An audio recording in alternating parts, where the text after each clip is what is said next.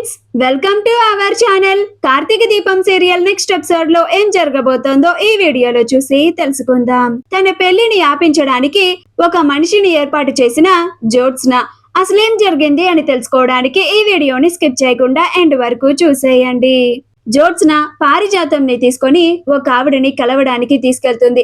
అక్కడికి వెళ్ళిన తరువాత పారిజాతం ఇదేంటి ఒకళ్ళని కలవాలని చెప్పి ఈవిడ దగ్గరికి తీసుకొచ్చింది, ఈవిడ అవతారం చూస్తూ ఉంటే కొన్నేళ్ల క్రితం నన్ను నేను చూసుకున్నట్టుగా అనిపిస్తోంది అని అనుకొని, ఏంటి జ్యోత్స్న ఎవరివిడ అని అంటుంది.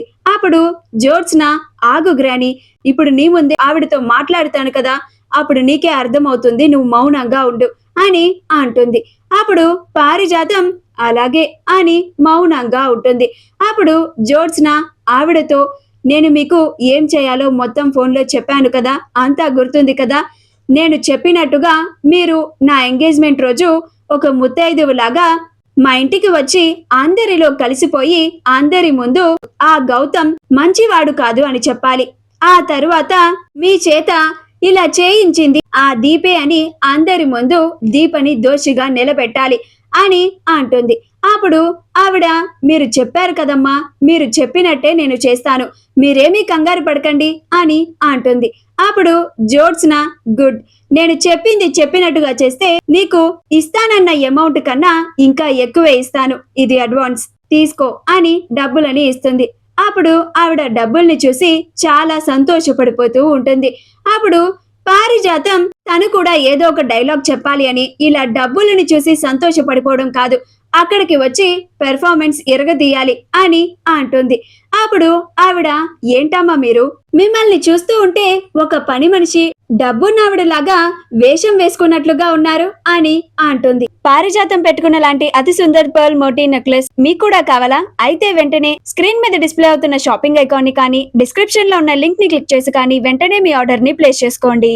అప్పుడు పారిజాతం, ఎంత ధైర్యం ఉంటే నన్నే పని మనిషి అంటావా అని కొట్టడానికి వెళ్తూ ఉంటే, అప్పుడు జ్యోత్స్న, నువ్వు వాగు గ్రాని, అయినా నేను మాట్లాడాను కదా, ఆ తర్వాత నువ్వు అసలు ఎందుకు మాట్లాడావు అని చెప్పి, ఈవిడ ఎవరో కాదు మా గ్రాని అని అంటుంది. అప్పుడు ఆవిడ, సారీ అమ్మా, మిమ్మల్ని చూస్తూ ఉంటే పని మనిషిలాగా అనిపించారు, అందుకే అలా అనేశాను, మీరేమీ కంగారు పడకండమ్మా, నేను అక్కడికి వచ్చి చాలా బాగా నటిస్తాను, ఆ దీపని అందరి ముందు దోషిని చేస్తాను అని అంటుంది.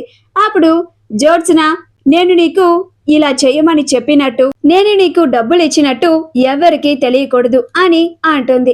అప్పుడు ఆవిడ, అలాగేనమ్మా అని అంటుంది.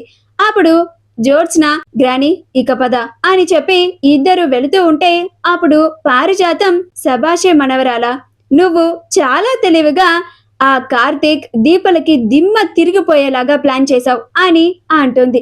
అప్పుడు జ్యోత్స్న, అవును గ్రాని, లేకపోతే బావే నన్ను ఇరికించడానికి ఆ గౌతమ్తో ఇంట్లో వాళ్ళు పెళ్లి చేసేలాగా చేస్తున్నాడు, ఈ దెబ్బకి బావకి దిమ్మ తిరిగి బొమ్మ కనపడాల్సిందే అని అంటూ ఉంటుంది. అప్పుడు పారిజాతం, రే మనవడా, నీకు నా మనవరాలు మంచి సర్ప్రైజ్ ఇవ్వబోతోందిరా, ఈ దెబ్బకి నీ పెళ్ళాంని సుమిత్ర మొహాన చీకొట్టడం కాదు, ఇంట్లో నుంచి గెంటేస్తుంది అని సంతోషపడిపోతూ ఉంటుంది. అలా పారిజాతం, ఓసే జ్యోత్స్న, కాశీగాడికి డబ్బులు ఇవ్వడానికి డబ్బులు ఏర్పాటు చేస్తా అన్నావు కదే అని అంటుంది. అప్పుడు జ్యోత్స్న, అబ్బా విసికించకు గ్రాని, ఇస్తానన్నాను కదా, ఇస్తానులే, నువ్వు సైలెంట్ గా ఉండు అని అంటుంది. అప్పుడు పారిజాతం, అది కాదే, నువ్వు నాకు డబ్బులు ఇస్తే నేను తీసుకెళ్లి కాశీ చేతిలో పెడతాను, అప్పుడు వాడి సమస్యల నుండి బయటపడతాడు, ఆ శ్రీధర్ నాకు ఫోన్ల మీద ఫోన్లు చేసి నా బుర్ర తినడు, అప్పుడు నేను ప్రశాంతంగా ఉంటానే అని అంటుంది. అప్పుడు జ్యోత్స్న, అలాగే గ్రాని, ఇస్తానులే అని అంటుంది. మా వీడియో గనక మీకు నచ్చినట్లయితే లైక్ చేయండి, షేర్ చేయండి, మా ఛానల్ ని సబ్స్క్రైబ్ చేసుకోండి, పక్కనే ఉన్న బెల్ ఐకాన్ ని క్లిక్ చేయడం మాత్రం మర్చిపోకండి.